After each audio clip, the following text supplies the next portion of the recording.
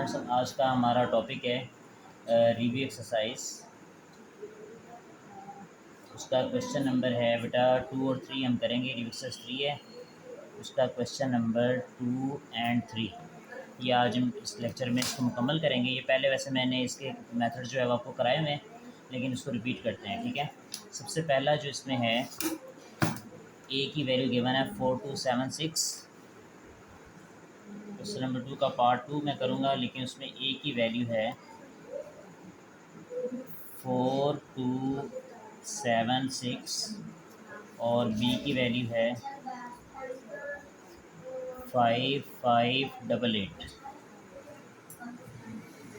अब पार्ट 2 में लिखा हुआ है बेटा B transpose minus A transpose. जैसे इसका पार्ट 1 आप लोग करेंगे ना, उस पर देखिए लिखा हुआ है ए माइनस बी का ट्रांसपोज। तो पहले आप ब्रैकेट के अंदर वाला काम करेंगे, यानी ए माइनस बी करेंगे, फिर उसका ट्रांसपोज ले लेंगे। अब जो पार्ट 2 है उसमें बी का ट्रांसपोज अलहदा उसके ऊपर है और ए का उसके ऊपर अलहदा है, तो वो मैं आपके सामने करता हूँ।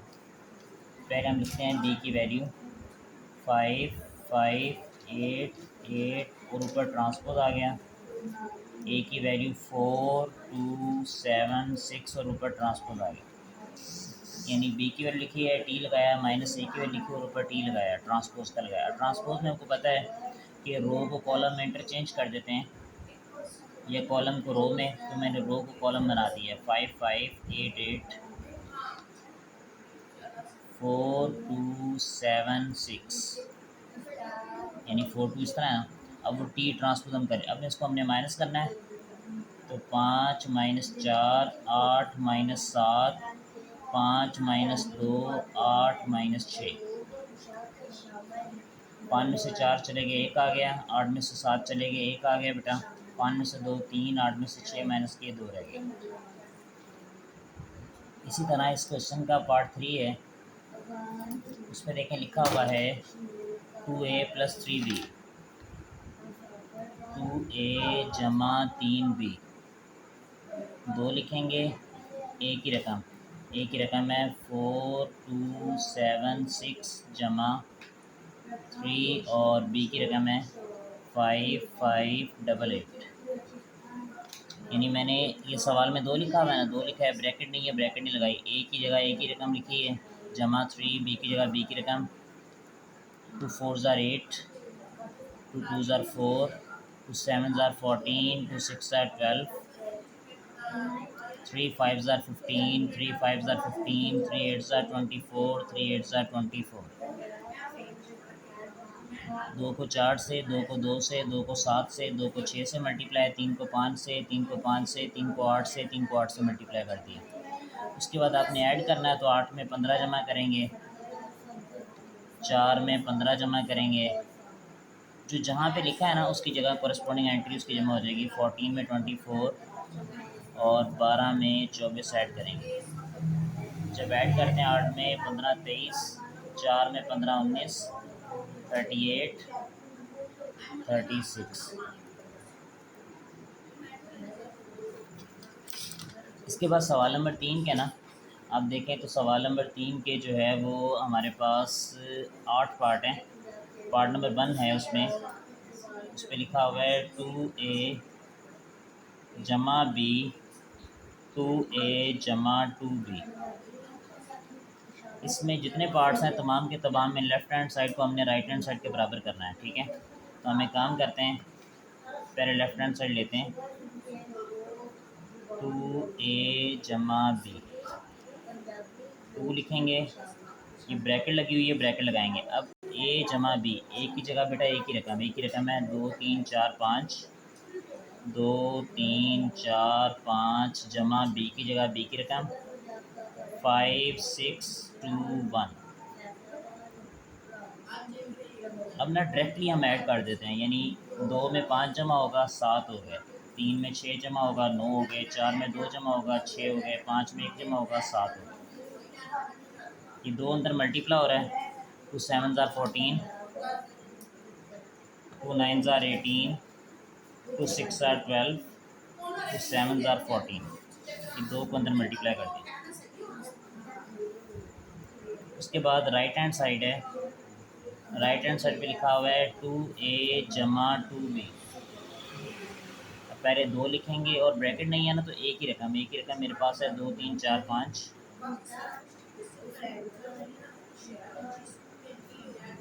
बी रकम है 5 6 2 1। अब देखें ब्रैकेट नहीं है, यहाँ ब्रैकेट थी पहले ब्रैकेट को सॉल्व किया था। 2 को अंदर मल्टीप्लाई करेंगे, 2 2 ज़ार 4, 2 3 ज़ार 6, 2 4 ज़ार 8, 2 5 ज़ार 10, 2 5 ज़ार 10, 2 6 ज़ार 12, 2 2 ज़ार 4, 2 1 ज़ार 2, 4 में 10 ऐड हो गए 18, सॉरी 14। मीन पहले 2 को मल्टीप्लाई किया, 2 को 2 से, 2 को 3 से, 2 को 4 से, 2 को 5 से, 2 को 5 से, 2 को 6 से, 2 को 2 से, 2 को 1 से मल्टीप्लाई। 4 में 10 जमा हो गए 14 हो गए, 6 में 12 18, 8 में 4 12, 10 में 2 जमा हो गए, तो ये 12 आ गया। यहाँ 6 आता है, सॉरी मैं तवज्जो नहीं की, देखिए ना 5 + 1 6, 2 6 are 12। क्योंकि यहाँ लेफ़्ट हैंड साइड और राइट हैंड साइड दोनों का जवाब जो है, ठीक है ना, 2 में 5 जमा किए 7, 3 में 6 9, 4 में 2 6, 5 में 1 6, 2 को अंदर मल्टीप्लाई कर दिए। इस तरह फ्रॉम 1 एंड 2, 1 और 2 से ये साबित हुआ we have 2a + b, 2a + 2b। ये सवाल में लिखा हुआ है, वहाँ से मैंने कॉपी की है, ये बना। ठीक हो गया। मैंने आपको क्वेश्चन नंबर 3 का पार्ट 1 कराया है। पार्ट 2 में ना देखें, लेफ्ट हैंड साइड में लिखा हुआ है a + b + c, और राइट हैंड साइड पे a + b + c। ब्रैकेट का चेंज है, आपको पता है, इसको एसोसिएटिव प्रॉपर्टी कहते हैं। तो पहले ब्रैकेट को हल करेंगे, लेफ्ट हैंड साइड को हल करके देन राइट के बराबर ले लेंगे। इसी तरह इसका पार्ट नंबर 3 है। पार्ट 4 मैं करता हूँ, 3 आप लोग करेंगे। पार्ट 4 में लिखा हुआ है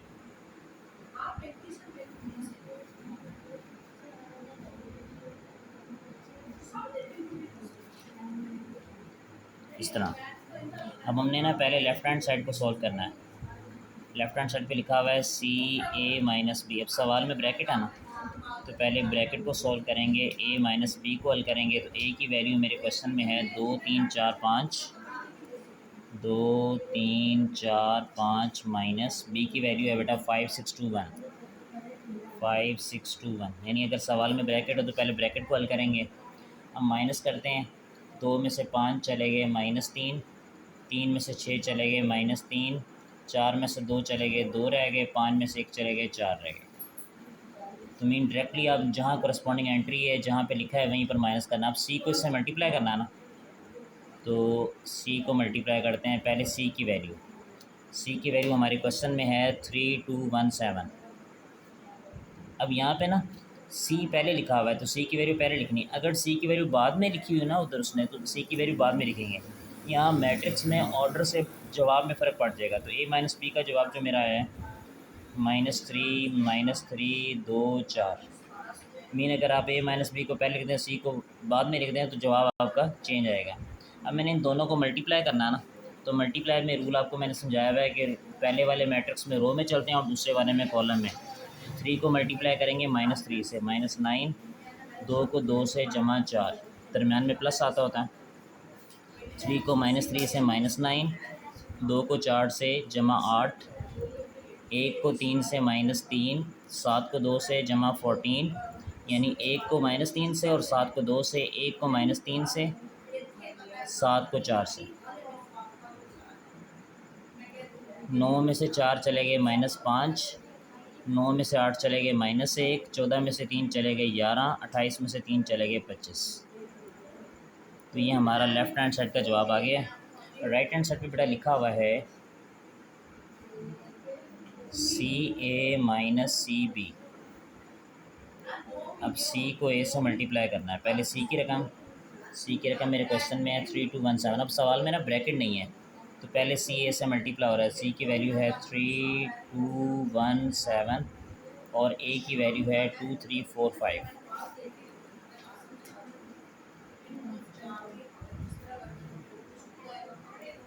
3 को 2 से 6, 2 को 4 से 8। यानी इसको इससे करना है, इसको इससे करना है। 3 को 3 से 9, 2 को 5 से 10।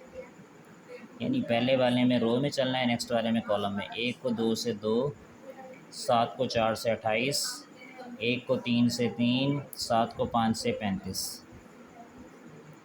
6 और 8 बेटा ऐड किए हैं 14 हो गए, 9 और 10 19 हो गए, 2 और 28 30 हो गए, 3 और 35 38 हो गए। इसी तरह सी को ए से कर लिया, अब सी को बी से मल्टीप्लाई करना है, सी बी। पहले सी की रकम 3217, बी की रकम है 5621। अब मल्टीप्लाई करेंगे, 3 को 5 से 15, 2 को 2 से 4, 3 को 6 से 18, 2 को 1 से 2, 1 को 5 से 5, 7 को 2 से 14, और 7 को 1 को 6 से 6, 7 को 1 से 7। अब मल्टीप्लाई करेंगे ना तो पहले वाले में रो में चलना है, 3 को 5 से करेंगे और 2 को 2 से करेंगे, 3 को 6 से करेंगे, 2 को 1 से करेंगे, 1 को 5 से करेंगे, 7 को 2 से करेंगे, 1 को 6 से करेंगे और 7 को 1 से करेंगे। 19 20 19 13। अब हमने एक काम करना है, सी A minus C B. C ए का जवाब है 14 19 30 38, ये जवाब आया था। और सी बी का जवाब आया है 19 20 19 और 13। अब बेटा जब माइनस करेंगे, माइनस में मैंने बताया था कि कॉरस्पॉन्डिंग एंट्रीज़ को माइनस करते हैं। 14 में से 19 चले गए -5, 19 में से 20 चले गए -1, 30 में से 19 चले गए 11, 38 में से 13 को माइनस किया 25। अब 14 में से 19 को माइनस किया ना तो 19 बड़ी रकम है, इसलिए -5 आया। 19 में से 20 को माइनस किया, 20 बड़ी रकम है, -1 आया। 30 में से 19 को माइनस किया, 30 बड़ी रकम है, सही जमा 11 आया। 38 में से 13 को माइनस करेंगे 25 आ गए। From 1 and 2 we have C A minus B, C A minus C B. इस तरह हमारी लेफ़्ट हैंड साइड जो है वो राइट हैंड साइड के बराबर आ जाएगी। इसका एक पार्ट और देखेंगे। इसमें क्वेश्चन में मेरे में ए की वैल्यू गिवन है 2 3 4 5, और इसका पार्ट 6 में कर रहा हूँ। उस पर लिखा हुआ है A multiplicative inverse A -1 multiply A is equal to I. ये जो a -1 होता है ना, इसको मैंने आपको समझाया हुआ है, इसको कहते हैं मल्टीप्लिकेटिव इन्वर्स। और इसको लेने का तरीका ये होता है कि आपने पहले डिटर्मिनेंट लेना है। 2 को 5 से मल्टीप्लाई, 4 को 3 से, 2 5 ज़ार 10, 4 3 ज़ार 12, -2 आ गया। अब अर्जाइन लेंगे। अर्जाइन में आपको पता है जगह चेंज करते हैं इन दोनों की, 5 इधर 2 इधर, और इन दोनों के साइन चेंज करते हैं -3 -4। अब आपने a -1 यानी अर्जाइंट को डिटर्मिनेंट पे डिवाइड कर दें, यानी सब अर्जाइंट को मैंने -2 डिटर्मिनेंट आया उस पर डिवाइड कर दिया। तो ये आएगा 5 ओवर -2, -3 ओवर -2, -4 ओवर -2, 2 ओवर -2। जब डिवाइड करेंगे -5 ओवर 2 आएगा, 3 ओवर 2। ये माइनस माइनस से कैंसिल हो गया, क्योंकि 3 और 2 और 5 और 2 कट नहीं होते, लेकिन यहाँ 4 और 2 कैंसिल होते हैं।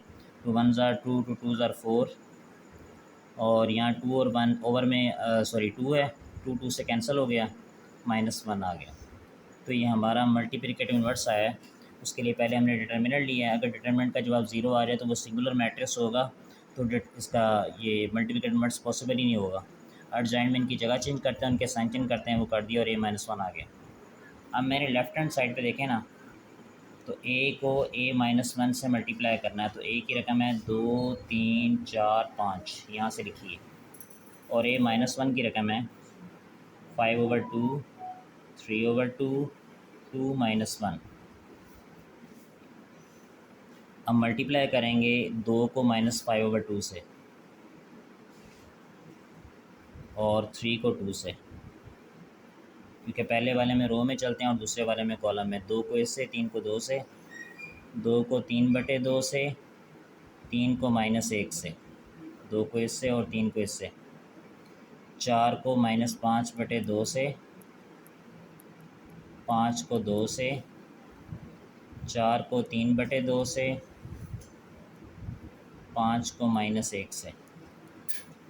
ये 2 ऊपर है, 2 नीचे कैंसिल हो गया, -5 आ गया, 3 2 ज़ार 6 आ गया, 2 2 से कैंसिल हो गया, 3 आ गया, 3 1 ज़ार 3 -3, ये 2 1 ज़ार 2, 2 नीचे है ना, 4 ऊपर है, 2 1 ज़ार 2, 2 2 ज़ार 4, -10 आ गया, 5 2 ज़ार 10, माइनस प्लस माइनस, 5 2 ज़ार 10, दोनों प्लस हैं, जमा 10 आ गया, 2 एकम 2, 2 दूनी 4, 3 दूनी 6 आ गया, 5 एकम 5, -5 आ गया, 6 में से 5 चले गए 1, 3 में से 3 0, 10 में से 10 0, 6 में से 5 1 आ गया। इसी तरह राइट हैंड साइड पे देखें तो बेटा लिखा हुआ है a-1 को a से मल्टीप्लाई करना है, तो a-1 का जवाब आया हुआ था -5/2, 3/2, 2 -1, और a का जवाब है, a है हमारे पास 2 3 4 5, ये यहाँ से हमने इसकी वैल्यू लिखी है। ठीक है, तो जब मल्टीप्लाई करेंगे ना, पहले वाले में रो में चलना है, -5/2 को 2 से और 3/2 को 4 से, -5/2 को 3 से, 3/2 को 5 से, 2 को 2 से, -1 को 4 से, 2 को 3 से और -1 को 5 से। अब जब मल्टीप्लाई करते हैं, ये 2 नीचे 2 ऊपर कट हो गया, -5 आ गया, ये 2 1 ज़ार 2, 2 2 ज़ार 4 हो गया, 3 2 ज़ार 6 आ गया, जमा 6।